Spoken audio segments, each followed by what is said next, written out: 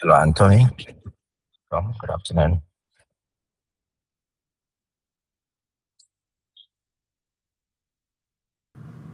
Hi, good afternoon, Gabriel. Oh, Immaculate, you're here. I didn't realize. Yeah. Yeah. Hi, Dr. Silaba. Many days. You're well? Yeah, I'm okay. Can you hear me? Yes, we can. Thanks for joining. Yeah, but I'll be there briefly. I have another meeting in half an hour. No problem. Well, we'll be happy to have you for the short time you're with us. Fine, thanks. Karibu sana. So, Gabriel, Dr. Antonia Silaba is one of the senior soil scientists in the research systems in Kenya. So it's nice to have such Okay. big brains around us at this time. Yeah, it's a pleasure to have you, Doctor. Yeah. Thank you. Though I'm retired now, my immaculate. We all are, aren't we? I also took early retirement.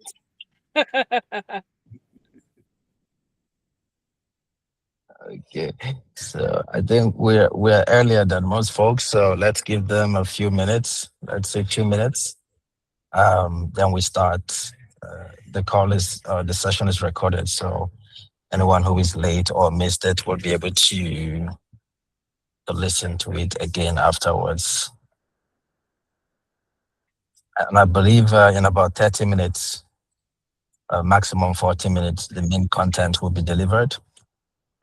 So it would be good that we get your feedback, when you watch it again, you know, or from what we present in the course of this session.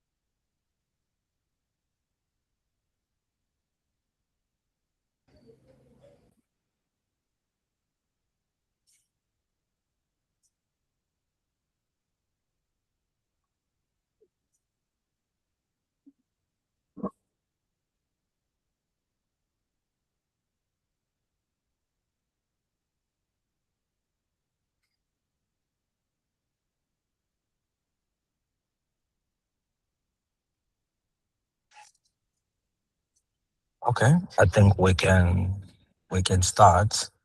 And for those who join late, they can catch up. Alternatively, they can listen to this on our YouTube channel because this is recorded. Um, First of all, I want to thank you. Good afternoon, everyone, and welcome to episode 6 of the Soil Mastery web series. So today we'll be looking at something slightly different from what we have been exploring in the previous 5 episodes. And I hope that this is something that will interest us.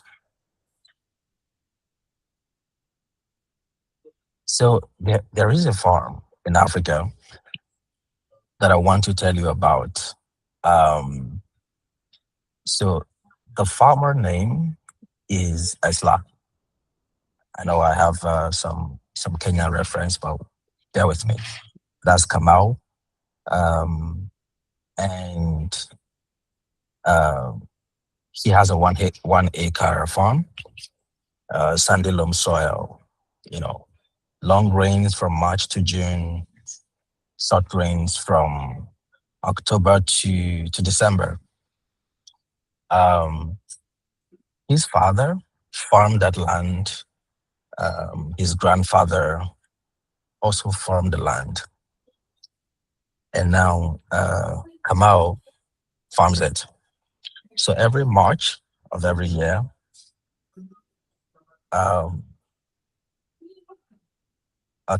Kamau prepares this land. He plants his maize, he weeds it, he waits through the long weeks of April and May, and in June he harvests the maize. Some years, 8 bags he gets, some years 9. So once a good year, he still talks about it, 11 bags. Every season after harvest, Kamau sits, in his home and asks himself the same question: why is it getting harder? He buys the same fertilizer, he plants the same variety, he prays for the same rains, but every season it feels like the farm is asking more from him and giving back less. I think we have a background noise. Please stay muted when you join. When you join, stay muted and turn off your video. Thank you. Thank you for your cooperation. So, where did I stop? So Kamau buys the same fertilizer, he plants the same variety, he prays for the same rains. But every season it feels like something is wrong. It's like the farm is asking more from him and giving back a little less. So Kamau says it is weather, or maybe the seed company changed something, or maybe the soil is just tired. But Kamau does not know something important, something that has been happening every single season quietly beneath his farm without him ever seeing it. So, but across the valley from Kamau, there is another farmer. Let's call her Ashieng. Okay, her name is Ashieng. So they live in the same local area, the same soil type, the same long rains. She also inherited her farmland. She grows maize. She also, knows the weight of a bad season as a farmer. But 5 years ago, Ashieng did something different. She checked her balance first. I'm going to come to that concept later. Today, 5 years later, Kamau is selling part of his land to pay for inputs. His yield has been falling behind for 3 years straight. His soil feels hardened. It does not hold water the way it used to. And the fertilizer that used to give him, good yields now gives him half of that. Ashieng is buying the land next to her. A different story. Her yields have been climbing. Her soil is darker than it was 5 years ago. She spends less on fertilizer every season and gets more back. So last year she got 25 bags per acre, 3 times what Kamau gets on the same land size in the same rain. So what happened between Kamau and Ashieng over those 5 years? That is what we are going to find out today. So I want to take this chance to, just remind those who just joined, we're talking about the underground economy, which is the soil, using these two farmers. So before we follow Kamau and Ashieng through their full season, I need to give us, some ideas some simple idea that can change how we see every farm that we walk into or that we know. So for this webinar series, for this episode, the soil is like a bank account. Okay. And every account has four things: deposit, withdrawals, balance, and overdraft. Deposit is what goes in. So for a soil, what goes in? The rainfall, organic matter, crop residues from previous season, any nitrogen that is fixed by leguminous crops if you grew one, the fertilizer you applied. All these are deposits, and they represent, let's call them, the income side of the soil account, what the soil receives, the deposit. And then we have the withdrawals. So what withdrawals are what comes out of the account, what you take out. So every nutrient that the crop pulls from the soil at every stage of its life, it's a withdrawal. Every kilogram of grains you carry away from the field in terms of harvest is a withdrawal. Every nutrient that is lost to leaching when the rain comes heavy, it's a withdrawal. Nutrient lost to the air when the soil is turned, like if you use a tractor, anytime you do that, some nutrients are lost to the air. That's a withdrawal. And these are all expenses, okay? We talked about the deposit, which are your income for the soil in this case, not real money, okay? Stay with me. The soil is the bank account. The things we listed are the deposit. The things that goes out are the withdrawals. Now we have the balance of this account. So what remains after the season closes? This is the net worth, as a farmer. I'm not talking about the harvest. Just stay with me, okay? This is the net worth of your soil after harvest. And then lastly is the overdraft. Overdraft, and now this may not be familiar with many people that have a bank account, but some bank account, you can withdraw more than what you have, what you deposited, okay? That is called an overdraft. So when withdrawal is greater than deposits, season after season, the account will go into the red.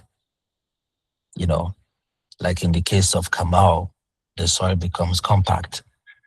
The pH level in that soil drops. The nutrients that are physically present in the soil, they can become chemically locked or, let's say, unavailable. It's like money in a blocked account. You know what I mean? Like when they block your account or something like that. And when this happens, the yields, they fall. The farmer spends more, but gets less. But guess what? With every season this happens, the amount you owe the soil will compound. Okay? Now, this soil account, it runs on four main currencies. Just like you can have dollar account and all that, shillings account. So in this our soil account, there are four main currencies I want us to follow for this episode. There's the nitrogen account, the phosphorus account, the potassium account, and the zinc account. So you can think of them as the four different currencies in your bank account, such that, but let's call it a wallet, okay? You can think of them as four different notes that you have in your wallet, in your soil wallet. And if you lose any of them, the crop will suffer. If you lose all of them, the entire farm is gone. So in the case of Kamau has been making withdrawals for years without ever checking his account balance. Right? Now, Asheng she checks her account with every withdrawals and then manage it like an asset that it is. So I want us to go into the ground, the farmland of each of these persons and see exactly what the difference looks like, season after season. So 5 years ago, we said that Aslame took a decision. So I keep saying Aslame, but let me say Asheng. All right. So before she planted, she did something that Kamau did not and has never done.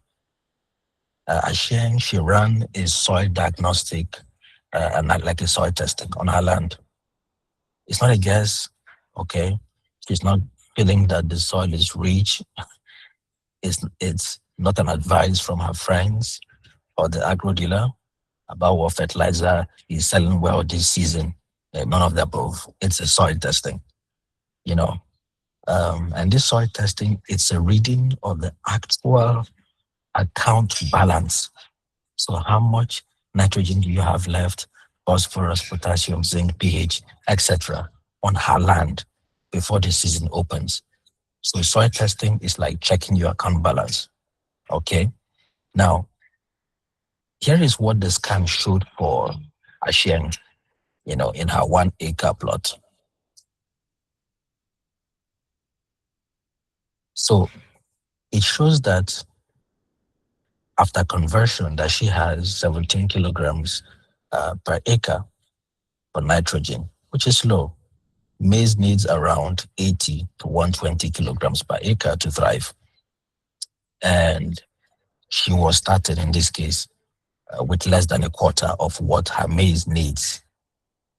Phosphorus records around, once you convert it from the grams per kilogram into kilograms per acre, it shows 9 kilograms per acre. I'm using this because we can also relate to this in terms of the product size. Okay, it's deficient, is below the 15 threshold for viable, maize maize harvest. Potassium is recorded at 77 kilograms per acre. It's moderate, but of course we know it is failing from what we see here. Zinc is deficient, is below the needed 1.5 or 2 ppm for proper, zinc is responsible for the grain filling. When you harvest the maize, and some of them have like empty holes where the seeds are supposed to be, those are part of the effects of zinc deficiency. And then the pH is 5.8. It's slightly acidic, but it's not yet dangerous. It's suitable for most crops. But, if it keeps drifting in that direction of acidity, that will soon lock out some nutrients from the roots entirely. So when Asheng saw these numbers, she understood something for the first time. Her farm was not struggling because of rains or the kind of seeds that she was using. It was struggling because the account was already low before the season even started. This is what it means for a farmer or an agro dealer to treat their farm like a wealth manager, like a financial manager. If you go to a bank, a financial manager does not invest your money without first checking how much you have in the account, in your account balance. So in that case, a farm manager or a wealth manager does not spend on input without first checking what the soil account statement is. Okay. The diagnostic or a soil testing a result is not an extra step. Can you see where we're going?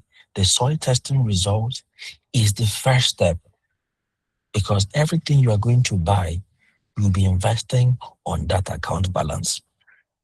And without it, you cannot know what your farm truly needs.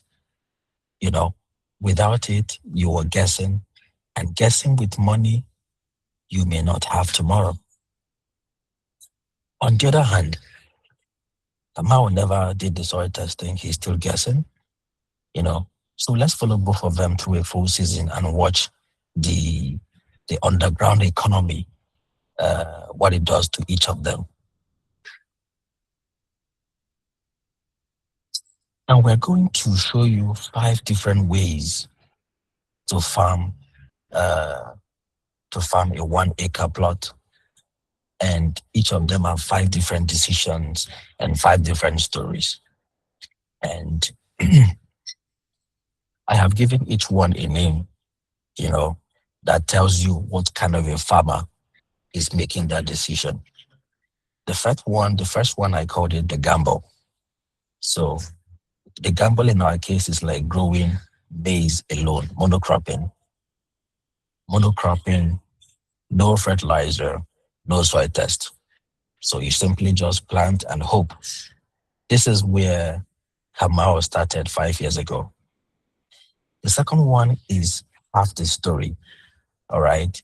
So half the story means you plant maize alone, but then you will add the standard DAP and CAN fertilizer that every agro dealer, in Kenya stocks. This is the most common practice. This is the most common mistake as well. And we will see why. The third path is the shortcut. What is the shortcut? This person plants a maize and beans together, and they don't put fertilizer because in their mind, the beans helps. Many farmers know this already, but is it enough on its own? The account balance will tell us at the end of the season. The fourth part is, I call it getting warmer. Getting warmer has planted maize and beans. They've added DAP and CAN as well, fertilizer. And this is closer because the beans and the fertilizer are working together. But still, there is one hidden problem, which I will show you later. And the fifth one is the full picture. The full picture includes the maize and beans. You will add the fertilizer plan built directly from the soil testing result. So you don't just buy from the agro dealer, you are buying according to what the soil testing says. This is Ashieng's, this is her model. And it is the only path that is impossible without first checking the balance. Okay, now let's run all of them season by season, nutrient by nutrient, and let's see what the ledger shows because, with account balance, you cannot withdraw money you don't have. So the ledger does not lie. So this is the first path, the gamble. Now imagine you are in Kenya now, it's early March in Nakuru. So Kamau is in this field before sunrise. He is turning the soil with his djembe, preparing for planting. That process of turning the soil is the first withdrawal. Okay, that process of preparing the land is minimal, but that's the first withdrawal. It is not done by crops. It is not done by the rain. It is the tilling, the act of tilling itself is the first withdrawal because some nitrogen will be lost. So when you break up the soil, you expose the organic matter that has been locked up safely underground, okay? And once you expose them, microbes, they attack it. The nitrogen that was protected in those aggregates, the soil below the surface, they escape into the air as gas before any seed is planted. So 1 kilogram of nitrogen gone before you even plant the seed. You see, so we've opened an account at 17 kilograms of nitrogen. Okay, remember at the beginning, from the soil testing result as our baseline. Once you till the soil, you have 16, just like that, 16 kilograms of nitrogen. Now, you have the planting stage. You have the planting stages right here. You have the germination, stage as well around this area. Now the seedling is small. Because they are small, they demand little nutrients as well. Okay. So the account balance will hold steady at this point. It will hold at 16. That's why it did not drop very sharply. The red line is nitrogen. All right. Okay. Now, once you enter the early vegetative phase after the emergence, the plant becomes more awake.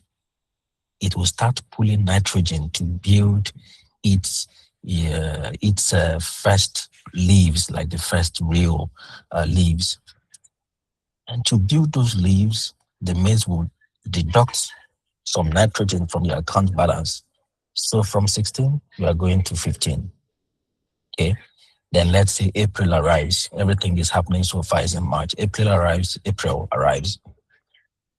There is rapid vegetative growth, So if you have ever, seen a maize crop in April, you know this stage. You can almost see it growing every day by day. The plant is building its entire, frame in weeks. Leaves, stalk, the root system, everything is happening. Because of this, the plant is hungry and it is eating very fast. Now, by the end of this period, this rapid vegetative phase, 4 kilograms of nitrogen is withdrawn in 1 month. Your account balance has dropped to 11. Now, when you get to the tasseling stage, late April, this is the most important moment in the entire maize season, okay? Around April, late April. So this is when the tassel, they open up, they open at the top of the plant and then they release the pollen. I'm walking you through the life cycle of maize anyways. You know this already, but in the context of nutrient withdrawals, we're talking. So the silk of the maize will catch this pollen, So for every grain on every cob that you harvest, it comes from right here, in this window. And this is a matter of a few days. Okay. So, and for that to happen well, the plant needs phosphorus or the pollen are the seeds that comes out from the silk. For that pollen to be viable, the plant needs phosphorus. It also needs zinc. Zinc helps with the silk. The silk is that thing that looks like fabric, the silky thing, right? I believe we know what that means. So it helps with that silk development. And at the same time, the plant needs nitrogen to still be flowing. So you have like 3 withdrawals happening at the same time. So at this very point in time, Kamal's nitrogen balance at tasseling, around 8 kilograms for his 1 acre. He started with 17, remember? Now, at the very peak demand stage, he has only 8 left. The very moment where he can make or break the season, he has only 8. Less than half of what he has started with. So that's what happens. The pollen is thin, the silk will catch it all, and the crops that you harvest will be half filled. Small grains, and then from there, maturity, and then harvest. Kamal carries his crop to the store, they count it or they weigh it, maybe 8 bags, the same as last year, maybe worse. So he retained the leftover, the stovers of the farm, and then he, retained them on the soil. He doesn't burn them. He doesn't use them for other things. He retains them. So retaining those residue on the farm will add an extra 1 kilogram of nitrogen, even though it is slowly, but it will add 1. Okay. So the final balance for Kamal is 7 kilograms for nitrogen, is 8 kilograms for phosphorus, and 70 for potassium. Please stay with me. So he gave the season 10 kilograms of nitrogen, and got 8 bags of maize. Next season, he's starting with 8 kilograms of maize if he does nothing instead of 17. This is the beginning of the overdraft. Okay. So the season after that, Kamau hears the agro dealer. The agro dealer tells him that DAP and CAN are what serious farmers are using. So Kamau, he will now save some money, and then he buys this fertilizer for the second year. So at planting stage, Kamau puts the DAP. This will add like 9 kilograms of nitrogen and 10 kilograms of phosphorus into his soil account balance. So the balance obviously will jump up. Phosphorus will climb from 9 to 19, which is above the critical level for the first time in Kamau's farm. So about 6 weeks after, the CAN fertilizer arrives. So that's 30 more kilograms of nitrogen that goes straight into the soil. So the account will now peak at 25 of nitrogen in April. All right. And the crop responds very well. By the time he gets to the tasseling stage in the second year, the nitrogen is still at 17. The same opening balance as the last season. The cobs will fill properly. The grains is heavy. When Kamau harvests, he gets 20 bags. Kamau cannot believe it. He counts it twice just to be sure that he didn't make a mistake. He tells everyone that the secret is DAP and CAN fertilizer. Now, so what is the season closing? What does it look like? By the end of the season, Kamau has an account balance of nitrogen of 16 kilograms, phosphorus of 15, and potassium 59. In other words, the nitrogen has nearly recovered. The phosphorus is above the critical level. But you notice something. The account balance of phosphorus is dropping. We started with 77. Even though he added DAP and CAN fertilizer, his potassium level has dropped from 77 to 59. So this is because DAP contains 0 potassium. CAN also contains no potassium. And the maize will pull hard on the K during the grain filling phase. But after removing the phosphorus during the grain filling phase, it never put it back. So Kamau does not know this. For him, he sees 20 bags of maize and he thinks the problem is solved. So Kamau now does the same thing next season, year 3, and the season after that. So by year 5, Kamau will go from that 55 kilograms of potassium to 0. And guess what? That is where Kamau is now. His yields has started falling again. Not because the fertilizer stopped working, but because of the hidden account, the one nobody told him about. The potassium, it has run dry. This is why I call this path the half story. So even though the fertilizer he bought was working, but for how long? You see what I'm saying? So now let's discuss, let us cross, let's discuss Ashieng's farm, okay? So 5 years ago, before the soil testing, she had always planted maize with beans. This was her practice. This is what her mother did. This is what her grandmother did. So, and I think in Nakuru, and just like many counties in Kenya, this is the default farming system for smallholder farmers. 1 row of beans in between every 2 rows of maize. Okay. So she called it, farming the way she knew it. All right. She did not know that her beans, we're talking about a different farmer now, Ashien. All right. So Ashien did not know that her beans were making deposits in the soil account every season. So that's where we are now.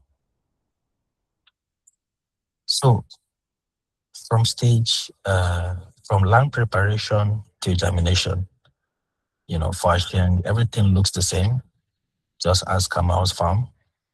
The beans are not yet established, so there are no contributions to the nitrogen yet. Everything is the same. So by early vegetative phase, so that's why if you notice, you see that the lines are just fairly flat. So nothing really happening here.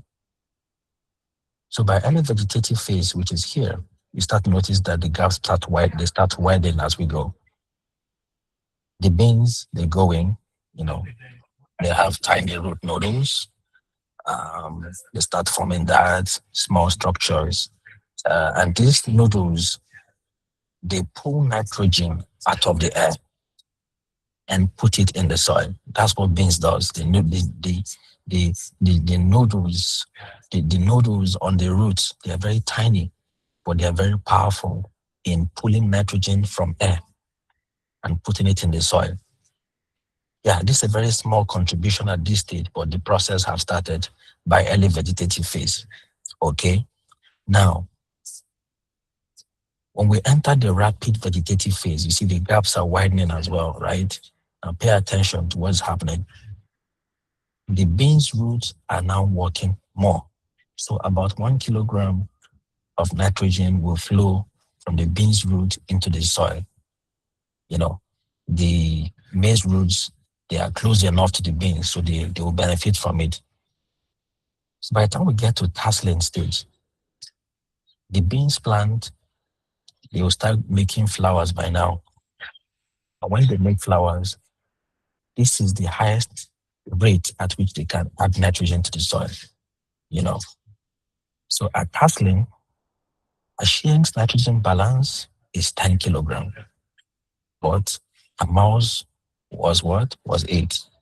So Ashien has 2 extra kilograms, and she got it completely free from the air just because she planted beans alongside her maize. Now this sounds small, but in the tasseling stage, every kilogram of available nitrogen means a better pollen. It means a fuller silk, which invariably means a heavier maize grain. So when it gets to harvest, Ashien gets 9 bags. Only 1 bag more than Esla. But I want you to look at what the beans did after the harvest. The beans residue, they will stay on that farm. Beans root, they will decompose over the dry season and they'll release more nitrogen. Slowly but surely, they'll release those nitrogen into the soil. Okay? Now, the maize leftovers will also contribute. So together, about 5 kilograms of nitrogen is deposited back into the soil. So at the end of the season, Ashien will have 13 kilograms of nitrogen, 7 kilograms of phosphorus, and 69 of potassium. Okay? 13 kilograms is nearly double what Kamal has at the end of the season. Just from beans, and also from a practice that she inherited from her grandparent. Of course, our phosphorus is still falling, and we don't know the level of zinc. So I would say 13, it's still below the 17 that she started with, no problem. But what this means is that planting beans alone is not enough. It is not a substitute for fertilizer. She needs more. She needs more information on this. Okay. Now, what does Ashien do next? So what if Ashiang, before she does the soil testing, what if she had added DAP and CAN to her maize, and beans system, the mixed cropping? Okay, so the DAP at the planting, if she does that, the phosphorus will jump to 19. And when she adds her CAN fertilizer at 6 weeks, 13 kilograms, plus the one that is added by beans.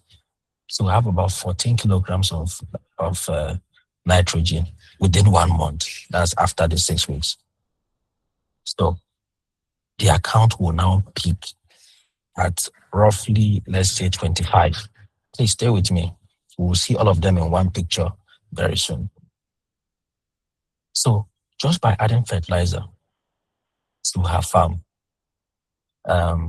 Ashiang's nitrogen will peak at this just the same as Kamau's.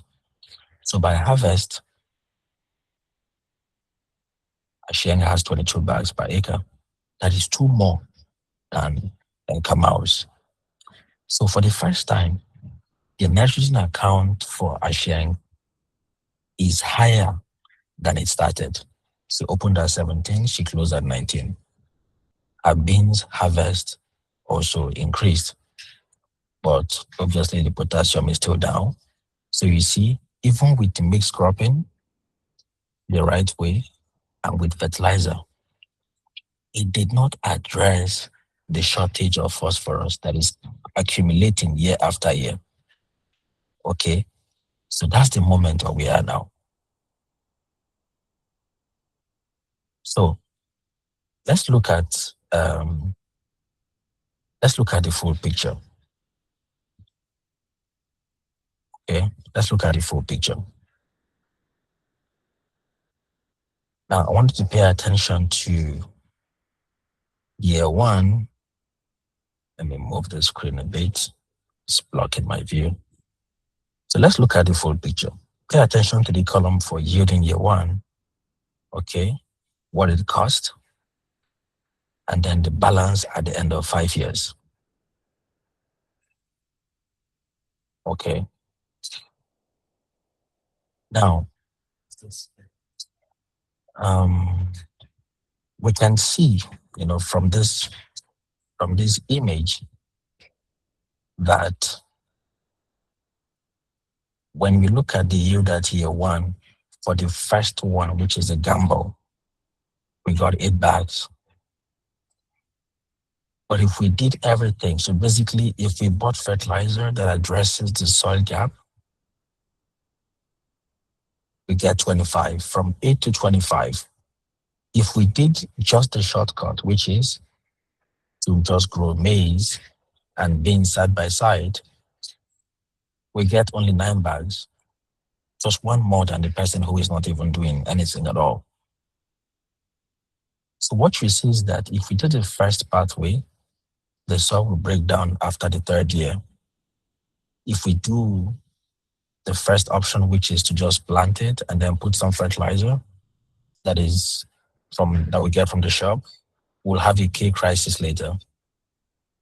So what it means is that if we look at this account balance as a full picture,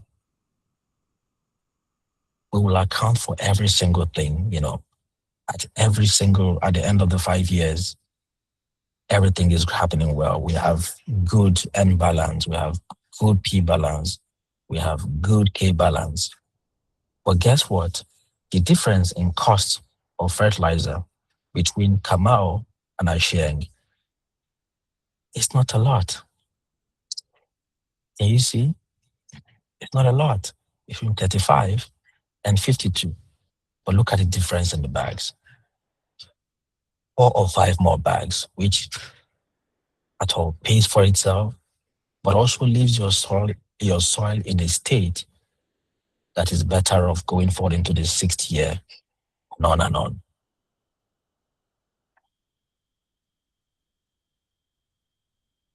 Okay. So Do we have any comments so far before I proceed? I just have a few more slides.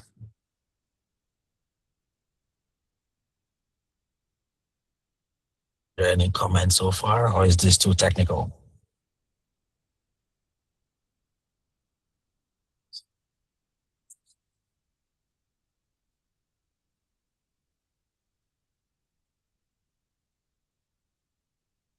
Hello?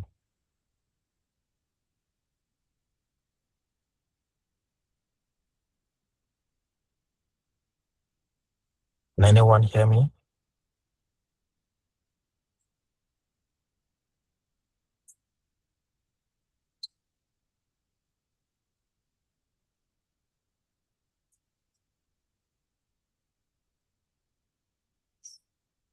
Oh, okay. For a moment, I thought I was speaking to myself alone. So, so if we zoom out for all 5 seasons, okay, the same pathway, what do we have here? So for Kamal, for pathway 1, the gamble, by year 2,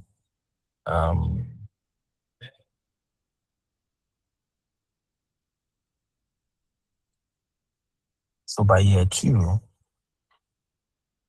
his nitrogen account hits 0. The soil cannot support the crop anymore without some intervention. For the shortcut, the beans slows the decline of this nitrogen, but by year 4, the nitrogen is gone too. You know, it's like the collapse happens, but it's slower. But if you look at the half story, this is the one that, breaks people's heart when they see it, is that the nitrogen holds, the phosphorus grows, but Kamal saw a good yield for 3 seasons and thinks the problem is behind him. But potassium, over those period of years, they were declining until it became 0. So, 5 seasons, $35 spent on fertilizer every single season, and the K account was draining to nothing the entire time, without one single warning from the bag label that you buy. So this is what we called the soil tax. If you remember in our first episode, this is exactly what the soil tax means. You are paying for it, but you don't know. It's not dramatic, it's not sudden, it's just slow, it's silent, and it's invisible. And you will not know until the day the field starts failing, and you don't understand why. If you look at pathway 4, the getting warmer, the same K problem exists, but it's slightly worse because the higher yield you get from 2 bags pulled more grains and more potassium with it. But if you look at Ashieng's pathway, all right, by year 5, the nitrogen levels are good. They more than double what she started with. Her phosphorus levels, they increase every season. Her potassium levels, they get higher than the opening balance after 5 years.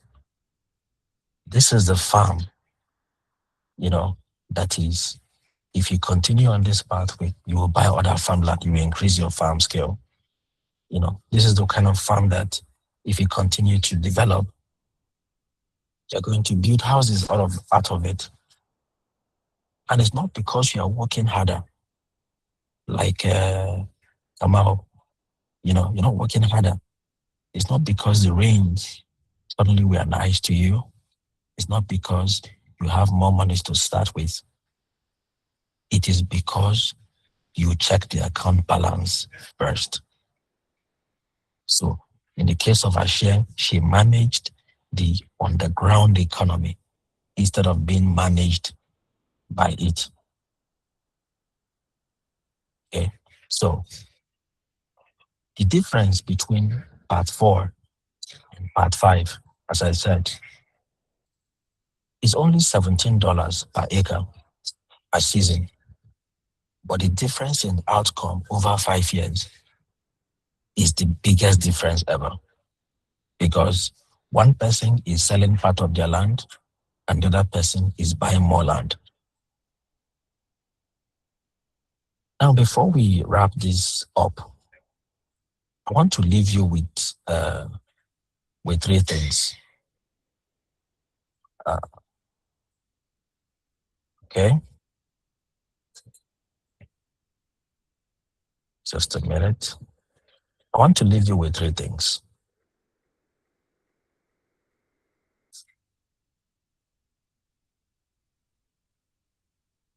Just a moment.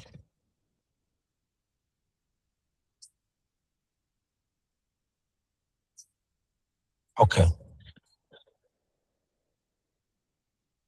I already talked about this. So, the first thing I want to leave you with is that whenever you till the soil, you are making a withdrawal, regardless of what anyone tells you. In terms of, there are positive, obviously, but know that every time you till the farm, you are making a withdrawal. Okay? So, in terms of the underground economy, tillage is a transaction. Now, I'm not saying that tillage is not good. You have to do it. But just know that there is a withdrawal that happens. Every season, you till the farm, something is removed from the soil. And you need to know this because it will also inform your decision making in terms of what fertilizer to use, etc. The second thing I want to leave you with, is that the most popular fertilizer in the market today, we know it's powerful. That is not in question.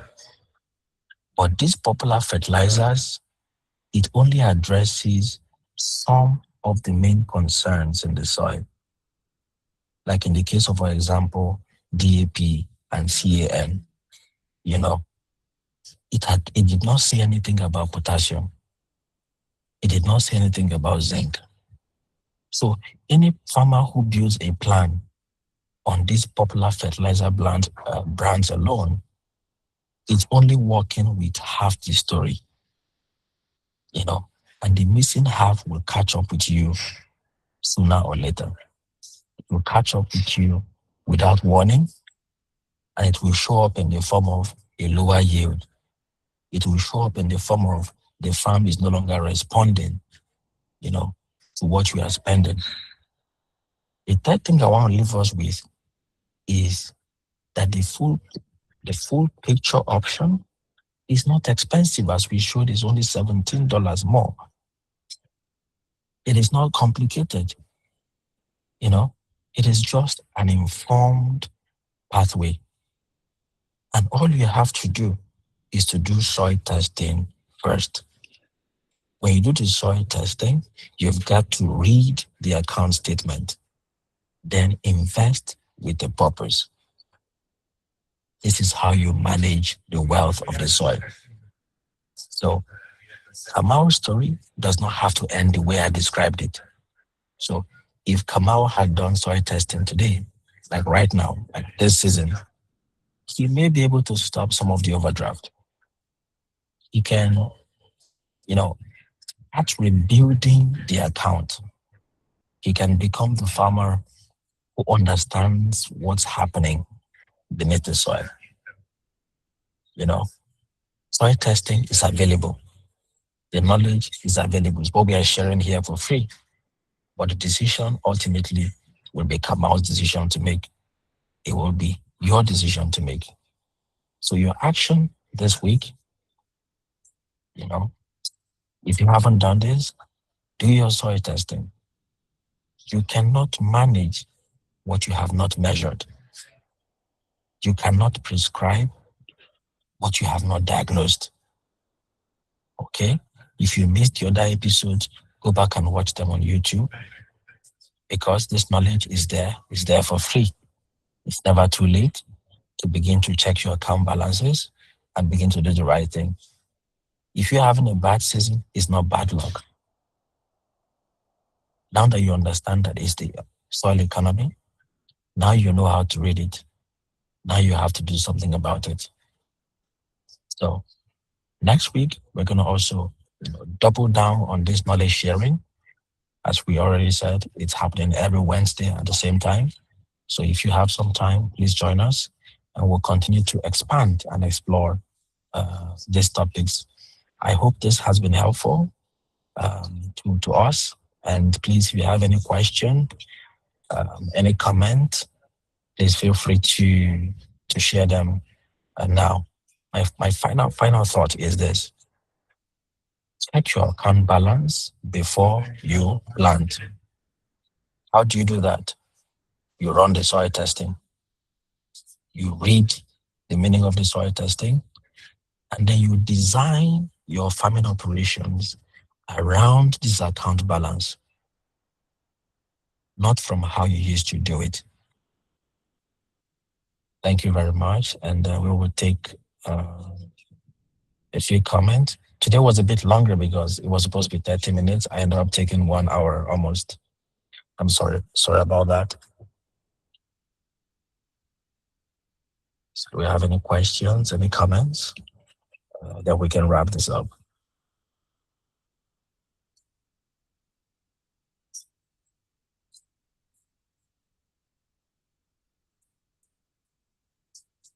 Okay, I see there are no comments or questions. I believe this was well understood. Please feel free to always watch this and previous episodes if you want to see them again on our YouTube channel. It's available in the link. I put them in the chat. Share with friends, share with farmers, agro dealers. It's free, free knowledge that we hope will, one day lead to massive returns for everyone. In the absence of any questions, I will call on Dr. Maina to give us the closing words as usual. Good afternoon, everyone. Thank you so much, Eze, for another excellent episode of the Soil Mastery Series. I think all the participants, I believe I'll be right to say that we've all learned a lot, and we hope to continue learning every Wednesday at 2:30 p.m. We invite you to join us every Wednesday, and also to continue to emphasize the message of soil diagnostics. It's good to know our soils. It's good for us to be able to make the right decisions on our soils. And from the first episodes, the tools are there. You can try them out on your farms and see where that takes you. So thank you so much for joining us today, and we look forward to having you again with us next week at 2:30 p.m. Wednesday. Thank you. Good afternoon.